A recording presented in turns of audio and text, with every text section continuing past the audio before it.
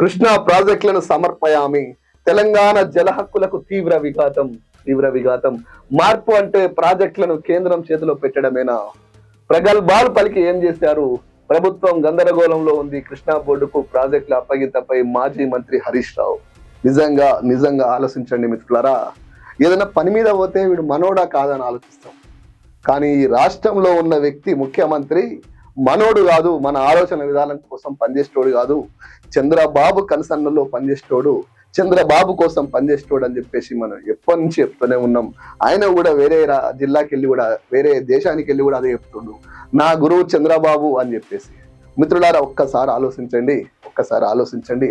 షర్మిల గురించి ఇక్కడ ఉన్న కొండ సురేఖ కాంగ్రెస్ కోసం పోతుంది, చంద్రబాబు కోసం పనిచేస్తుంది అట. ఇలా చంద్రబాబు ఆంధ్రప్రదేశ్లో చంద్రబాబు గెలిస్తే హైదరాబాద్ లో చంద్రబాబు సీఎం లెక్క బిహేవ్ చేస్తాడు. దానికోసం రేవంత్ రెడ్డి టీం మొత్తం పనిచేస్తుంది. ఇలా పట్ట పగలు కాంగ్రెస్ ను చంద్రబాబు చేతిలో అప్పచెప్పారు. గుర్తుపెట్టుకోండి మిత్రులారా. ఇలా తెలంగాణలో రేవంత్ రెడ్డి వచ్చినాక మన కృష్ణా ప్రాజెక్టులలో మన పెత్తనం పోయింది. కేంద్రం వల్ల చేతులు పెట్టారు మన చాతగాంతనం వల్ల. ఇలా మన ఆత్మాభిమానం, మన స్వాభిమానం, మనం దేనికోసం కొట్లాడి తెచ్చుకున్నామో ఒక్కసారి ఆలోచించండి. అవన్నీ ప్రశ్నార్థకమయ్యే పరిస్థితి వచ్చింది.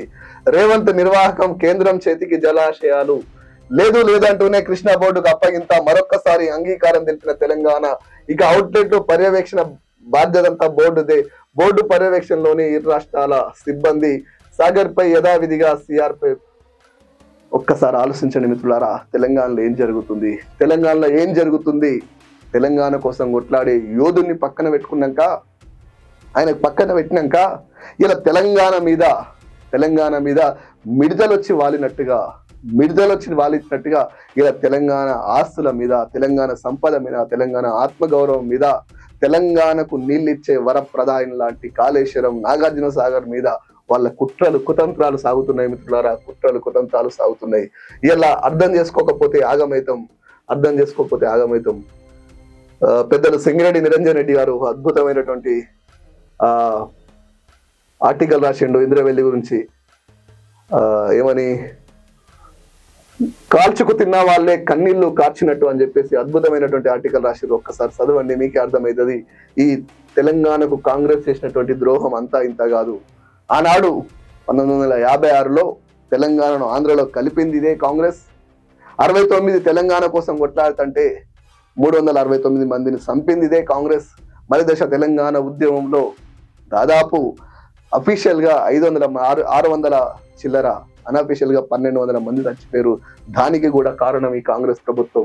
తెలంగాణకు విద్రోహం ఏదైనా ఉంది అంటే అదొక కాంగ్రెస్, దాని వెనకాల ఉన్న టీడీపీ తప్ప ఇంకొకటి కాదు మిత్రులారా. ఇలా కేసీఆర్ ఆగమనం ఇలా వేరే పార్టీలకు, 2 జాతీయ పార్టీలకు ఏమంటారు, అయోమయం, ఆగమాగం అన్నట్టుగా ఉంది పరిస్థితి. కేసీఆర్ నిజంగా పులే అనుమానం అక్కర్లేదు. ఒక అద్భుతమైనటువంటి లక్ష్యం కోసం, అద్భుతమైనటువంటి జాతి నిర్మాణం కోసం, జాతి కోసం ప్రాణాలు పనంగా పెట్టి యోధుడు ఎవడన్నా ఉన్నాడు ఈ గడ్డ మీద అంటే, ఈ గడ్డ కోసం అంటే ఒక్క కేసీఆర్ మాత్రమే మిత్రులారా. అలాంటి కేసీఆర్ ను పక్కన పెట్టుకొని తెలంగాణ సమాజం ఎంత తప్పిదం చేసిందో ఇప్పటికీ మేధావుల నుంచి వచ్చే స్పందన చూస్తే మనకు అర్థమవుతుంది మిత్రులారా. ఎంత దారుణానికి అంటే, మన ఆలోచనలని యూట్యూబ్ల ద్వారా, ఫేస్బుక్ల ద్వారా మేనేజ్డ్ చేయబడ్డ మీడియా ద్వారా ఇలా మన ఆలోచనల్ని మార్చి, ఇలా మనకు మంచి చేసేటోడు ఎవడో తెలియకుండా చేసి, మన కళ్ళ గంతలు కట్టినట్టు చేసి, ఒక కనికట్టు చేసి ఇలా దారుణానికి తెరలేపింది ఎవరో కాదు మిత్రులారా, ఈ చంద్రబాబు, ఈ రేవంత్ రెడ్డి మిత్రులారా. ఒకసారి చూడండి, ధ్వంసమైన తెలంగాణను మళ్ళీ నిర్మిద్దామని చెప్పేసి ఎవరంటారు మిత్రులారా? ధ్వంసం చేసినోళ్ళే.